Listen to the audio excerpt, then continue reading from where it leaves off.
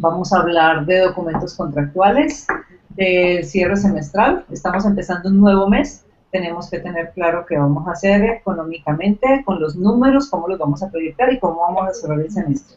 Y vamos a hablar de los estudios de marketing. Muchas personas han preguntado ¿cuándo hacer un estudio de marketing? ¿Tenemos que hacer un estudio de mercadeo? ¿Para qué hacer un estudio de mercadeo? Vamos a aclarar hoy uno de esos puntos. Y vamos a saludar a nuestros invitados y compañeros de todas las semanas, el señor Pedro Quiroga y don Manuel Sanabria. Empecemos con Manuel Sanabria. Muy buenas tardes. Tengan todos ustedes, muchísimas gracias por acompañarnos una tarde más. Una tarde de triunfos nacionales indirectamente, de muchas emociones encontradas. Bienvenidos a este programa nuevamente y pues esperemos que los temas que hoy vamos a tratar sean de su completo agrado y sobre todo de muchísima utilidad, ya que estamos a mitad de semestre y ya tenemos que empezar a proyectar esos objetivos para el cierre de año. Entonces, durante los meses de enero y febrero estuvimos hablando de la importancia de realizar un flujo de caja proyectado al año y poder hacer una evaluación de esos resultados que podríamos tener de acuerdo a los objetivos que nos hayamos enmarcado en la junta directiva y a través de los procesos gerenciales que se tienen generalmente a los inicios de cada periodo fiscal. Ya estamos en el mes de julio, tenemos que haber hecho un cierre semestral donde tengamos esos estados financieros comparativos, ojalá mensuales, para identificar, por lo menos en el estado de resultados, cuáles han sido esas variables que han venido desajustándose a nivel de gastos o cuáles han sido esas variables que han estado comprometidas y ajustadas a lo que se planeó inicialmente. Es muy importante que en estos momentos podamos hacer esa evaluación, porque de ese modo podemos analizar a través de la administración qué procedimientos que se hayan desarrollado no fueron lo suficientemente positivos como para poder haber logrado cumplir estas metas o para poder tener unos avances significativos en los propósitos que se establecieron desde el principio del año. Básicamente nos deberíamos estar concentrando en tres estados financieros: el balance general, el estado de resultados y el flujo de caja. De esta manera podríamos estar comparando contra los presupuestos iniciales estructurados y hacer una evaluación de los indicadores económicos. Esto es absolutamente importante, ya que los indicadores económicos que estemos sacando a la fecha vamos a poder analizarlos y vamos a poder entender ese comportamiento de la empresa de una manera mucho más palpable. Importantísimo para las empresas que tengan inventarios en este momento en su bodega poder analizar a través del indicador de rotación de inventarios cómo han estado sus ventas. Este es un indicador que yo siempre en los talleres y en los cursos que nosotros hemos venido dictando en las diferentes cámaras de comercio, hemos dicho que este indicador es sumamente importante porque no solamente mide la rapidez en que tu bodega tiene en cuestión de sacar ciertas referencias de productos, sino que también te mide evidentemente las ventas que se están teniendo y ese incremento de ventas que todos queremos tener en este tiempo ya de culminar casi medio año. Entonces, de una u otra manera, este indicador es altamente positivo junto con los indicadores de liquidez. Es importante ver cómo está fluyendo el efectivo, cómo está en este momento la empresa a nivel de recursos para poder hacer algún tipo de reinversión o para poder hacer algún tipo de estrategia de mercadeo o comercial que permita al finalizar cumplir con los objetivos que se tenían previstos y asimismo desde la parte gerencial poder cumplir con lo que se tenía previsto y con lo que se había estipulado a través de la Junta Directiva o la Asamblea General de Accionistas. Importantísimo empezar a analizar esos gastos diversos, porque recuerden que a principio de año hablábamos que esto puede convertirse en un equivalente a gastos no deducibles si no están bien soportados, y además podemos contemplar qué peso están teniendo los gastos en el flujo de caja y en el margen neto. Importantísimo evaluar sus márgenes, su margen bruto, su margen neto, ir haciendo una medición muy aproximada a lo que podría ser un cierre, y de esta manera, a finalizar el periodo fiscal 2014, no vamos a tener ningún inconveniente. Este es un mes para hacer ajustes contables, este es un mes para poder desarrollar esas estrategias financieras que nos permitan cerrar efectivamente y eficientemente el año. Entonces, básicamente, ese es el consejo del día de hoy. Estamos ya en julio, tendríamos que tener a esta fecha ya los estados financieros finales del primer semestre. Como dije al principio, ojalá pudieran ser comparativos mes a mes, con el fin de poder detectar cuáles han sido esas falencias y también poder detectar cuáles han sido esos cambios sustanciales y positivos que se ha tenido en el desarrollo de los negocios y en la administración.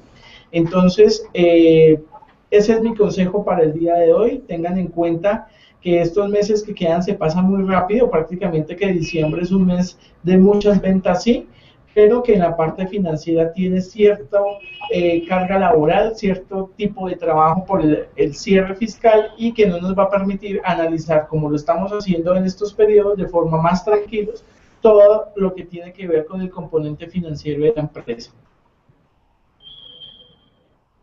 Ok, muchas gracias, Manuel. Como decíamos en nuestros programas anteriores, medir y proyectar es lo que siempre tenemos que estar haciendo, y en el área financiera no es la excepción.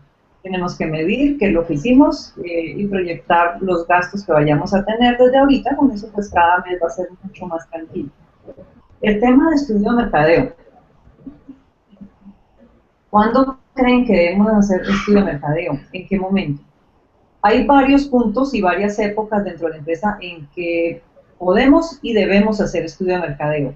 Uno, cuando lancemos un producto nuevo. Cuando tengamos un nuevo producto que queramos lanzar al mercado, lo ideal es que sepamos cómo es ese mercado, cuáles son los hábitos de compra, cada cuánto compran, cómo está compuesto, qué les gusta, qué no les gusta, para que vayamos un poco más seguros hacia el lanzamiento.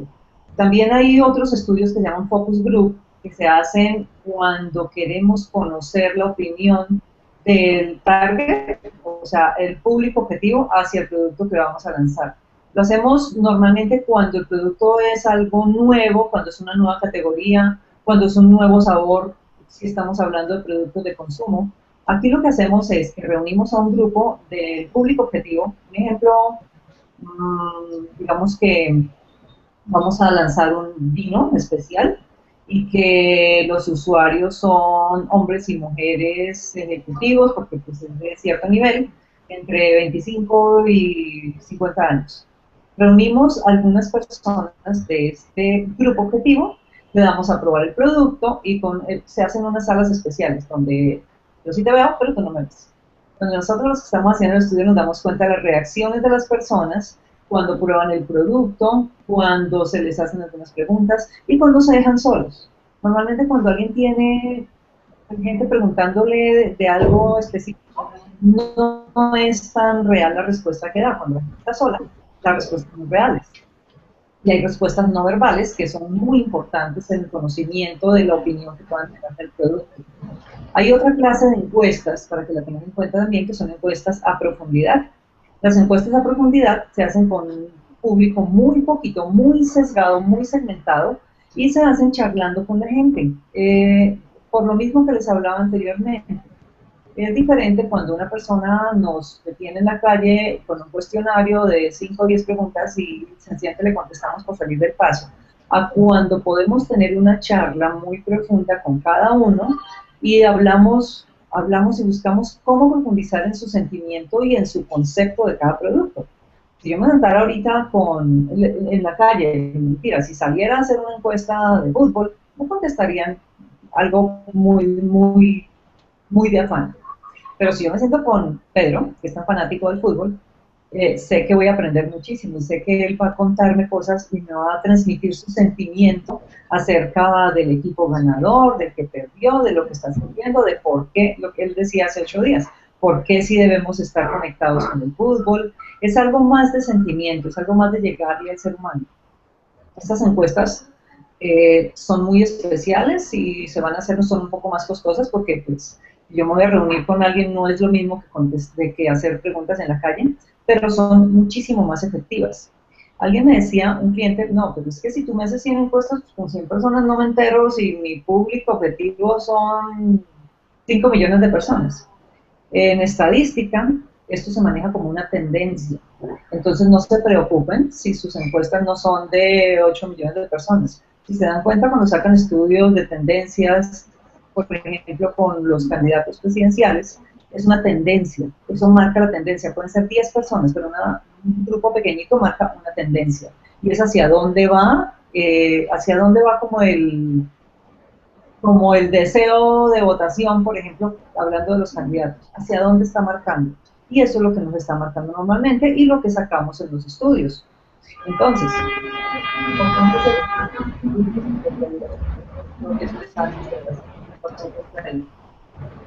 cuando vayamos a lanzar un producto de mercado, cuando queramos conocer más de nuestro mercado, cuando queramos hacerle alguna innovación al mercado, cuando vayamos a comprar alguna compañía, siempre que queramos conocer un poco más y tener la seguridad de que no vamos a fallar en nuestras tiendas, hagamos estudios de mercado. Muy, muy aconsejable. Así sean muy pequeños, así no sean tan sofisticados, así no sean tan grandes, pero es muy bueno hacer estudios de mercadeo. Es la mejor forma de conocer a nuestros usuarios, a nuestro target y llegarle puntualmente con ofertas muy ganadoras. Voy a hacer un estudio de mercado de profundidad de la parte de contratos. ¿Qué nos dirá el doctor Pedro Quiroga de contratos?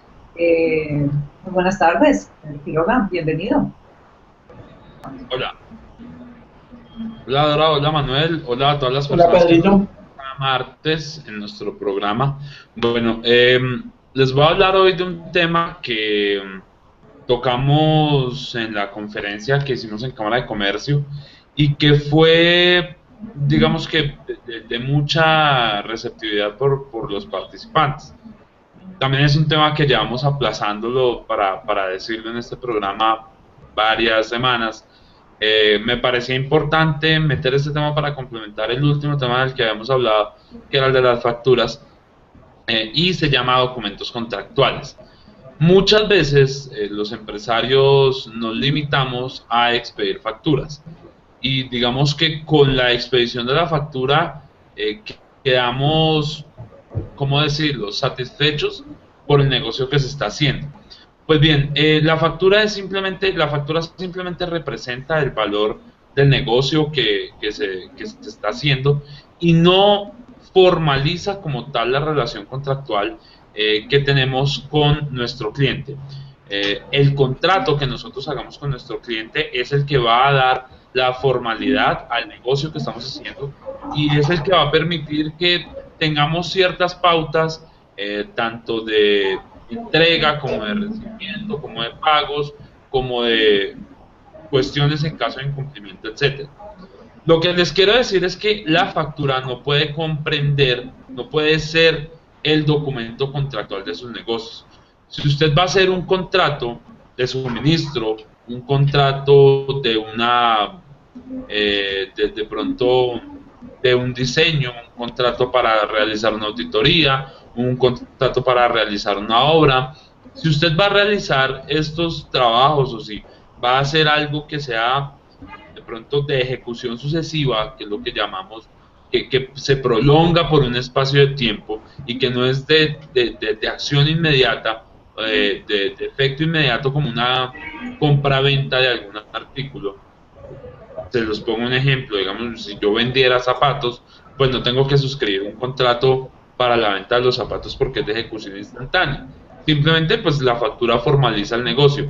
Pero en los casos en los que usted va a hacer negocios que duren un poco más de tiempo, que se lleven un periodo más largo, pues en esos casos usted sí debe pensar en que la factura no le va a resolver el problema del contrato, de tener un contrato como tal, y que la factura únicamente representa el cobro o el valor de lo que usted está ejecutando o de lo que usted está haciendo. En ese sentido, es muy importante que usted conozca que para cada negocio o para cada transacción comercial que sea de tracto sucesivo y que no sea necesariamente una ejecución inmediata, existe un contrato que usted puede hacer. Generalmente, les mencionaba ahorita, tenemos contratos de suministro, de agencia, contratos a veces de mandato, tenemos contratos de diseño, tenemos contratos de concesión, tenemos contratos de obra material, tenemos una cantidad de contratos, un sinnúmero de contratos. Muchos de ellos vienen regulados dentro del Código de Comercio, otros simplemente los ha documentado la doctrina, que son todos estos, digamos, estudiosos del derecho que se han puesto en la tarea de configurar cuáles son las características y cuáles son los requisitos de cada uno de los contratos. Siendo así, pues lo más importante y lo que usted debe tener en cuenta es que cada vez que usted haga un negocio, usted va a tener que suscribir un contrato, cuando el negocio no sea de una entrega directa e inmediata. Si usted va a hacer un trabajo para algún cliente que va a durar, digamos, unos días, es mejor que usted se asegure con ese contrato. Y el contrato deberá contener, por regla general, lo que contiene la mayoría de los documentos contractuales: nombres de las partes, cuál es el objeto del contrato, a qué se obliga cada una de las partes y qué vamos a hacer en caso de que no se cumpla el contrato. Muchas veces con la factura simplemente nos limitamos a que el incumplimiento se da con el cobro de la factura. Cuando las facturas están mal diligenciadas o cuando no cumplen con todos los requisitos del artículo 774 del Código de Comercio, usted va a quedar desprotegido totalmente, y si su cliente le incumplió, usted no va a tener mecanismo para resarcir un poco el daño. Lo hablo desde el punto de vista jurídico. Entonces, lo mejor es que tras cada factura haya un documento contractual en donde se pacten las condiciones a las que usted va a acceder a ese negocio y qué va a pasar en caso de que alguna de las dos partes no cumpla con sus obligaciones. En este caso les voy a poner un ejemplo. Si usted de pronto tiene un contrato para trabajar unos muebles, vamos a poner un ejemplo básico, y su cliente de pronto pues no le paga, usted diligenció la factura y se le olvidó tal vez poner la fecha de recibo de la factura. Sin la fecha de recibo de la factura, pues es una factura que no va a poder ser elemento para poder hacer una acción cambiaria, una acción ejecutiva para poder cobrar esa factura. Y entonces, ¿qué pasó? Usted entregó los muebles, perdió la plata, no le pagaron. ¿Cómo hace usted en esa eventualidad para que usted pueda recuperar lo que ha hecho? La idea es que usted, si es un contrato que demandaba hacer unos muebles y entregarlos en 3 o 4 etapas o entregarlos en unas fechas determinadas, usted haga un contrato en donde se ponen de acuerdo las partes, en donde dice cuál es el domicilio de cada una de las partes, a qué sanciones se exponen si incumplen el contrato, cláusulas penales, si vamos a la justicia ordinaria o si hacemos uso de los mecanismos alternativos de solución de conflictos, si de pronto hay alguna penalidad extra por el evento de no cumplir con el contrato. Todas estas cosas, si usted tiene una factura mal diligenciada y un contrato firmado, a pesar de que usted no pueda ejecutar la factura, va a poder ejecutar el contrato y va a tener usted mayor seguridad en sus negocios.